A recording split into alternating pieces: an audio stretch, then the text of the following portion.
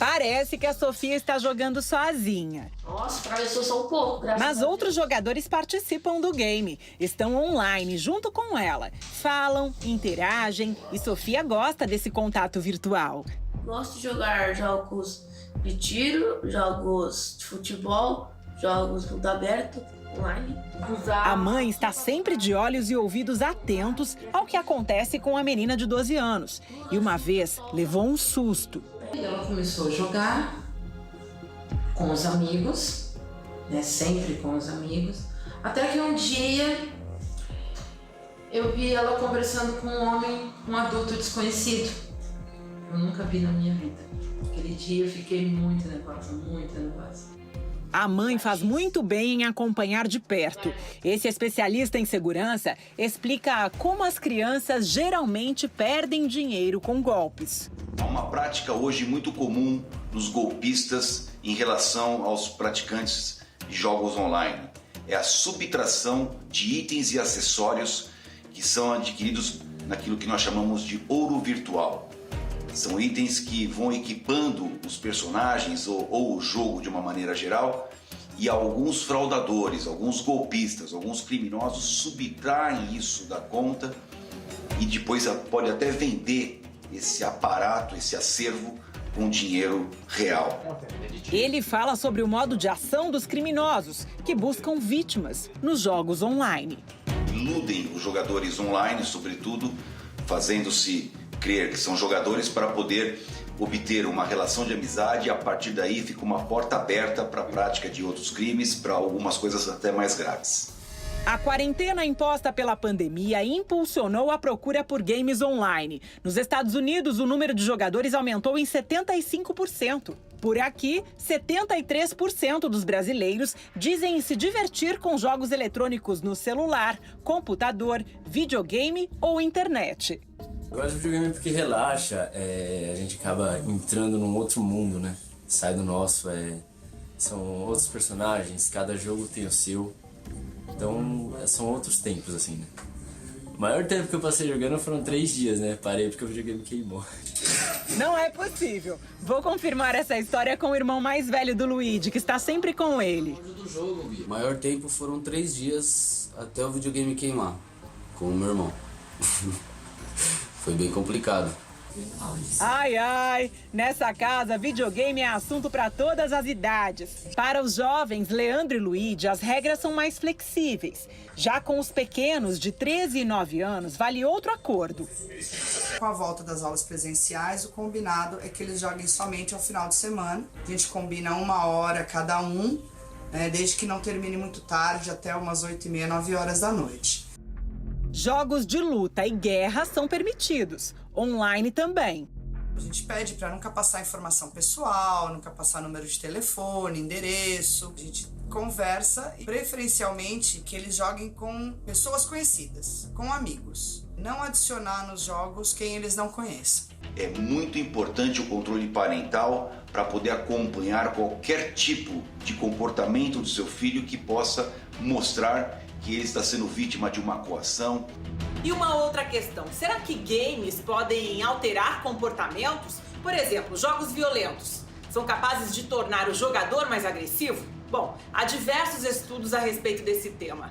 E hoje em dia, houve um renomado especialista em dependência digital. Veja só o que ele tem a dizer. Um jogo de videogame, necessariamente, ele não tem o poder de evocar condutas violentas. Mas o que acontece, então? Acontece aquilo que nós chamamos em psicologia, que é o poder da habituação.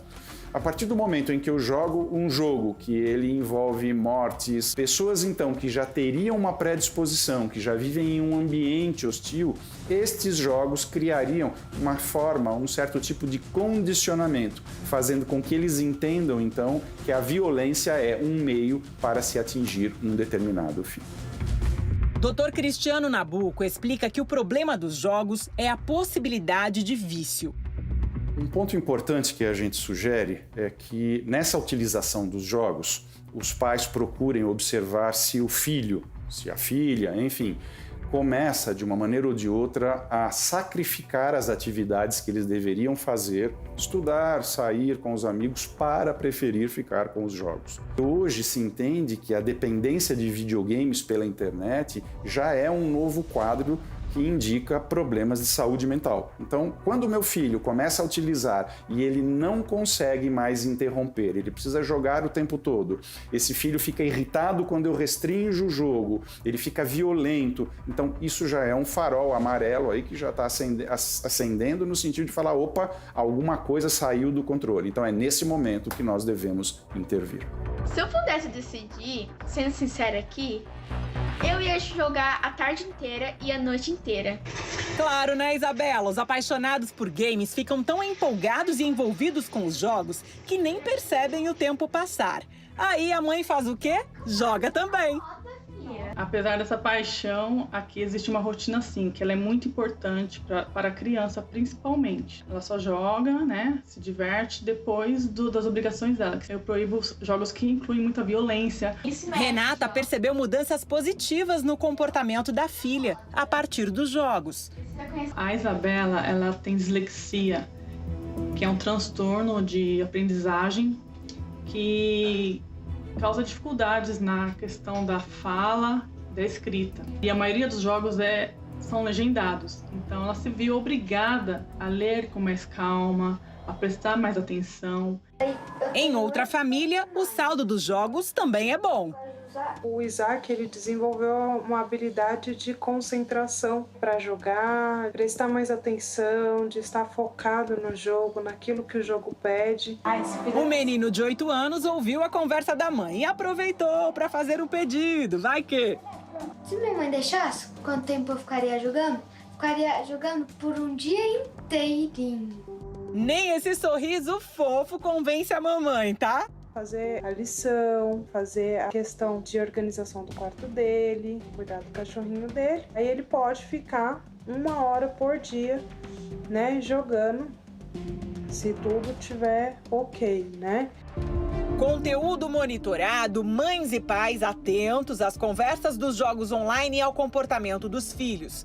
São regras da vida real para um acesso seguro a um universo virtual que pode inclusive render dinheiro de verdade.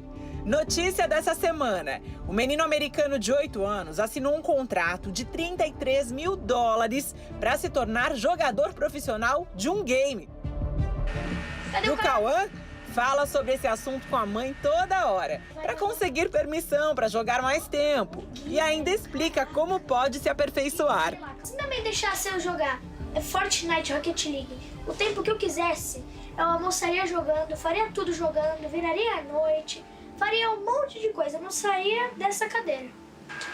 Apesar do argumento bem atual, essa conquista de mais autonomia para jogar o quanto quiser para virar profissional está numa próxima fase do difícil game realidade, pais e filhos. Se antigamente a moda era querer jogar, ser jogador de futebol, agora é ser gamer, né? Ele vive falando isso pra mim, pro pai dele, que ele quer ser gamer, o sonho dele é ser gamer, que a gente precisa apoiar ele, que ele quer ser um gamer profissional.